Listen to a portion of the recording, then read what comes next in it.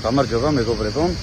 მე ახლა ვარ ქუთაისის ცენტრალურ პარკში, გაგეწერეთლის ძეგლი არის ჩემს უკან.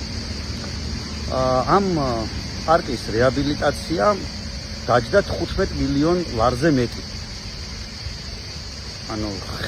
ხეები აქ იყო, ბიზნესო ჩამოხონდა აფრიკიდან ხეები, ეგრე არ ჩამოუტანიათ და არაფერი არ გადაუგიათ. შენობა აქ არ აუშენებიათ და არაფერი აქ არ არის აშენებული. სულ ამ პარკის ტერიტორია ალბათ იქნება 1 ჰექტარი.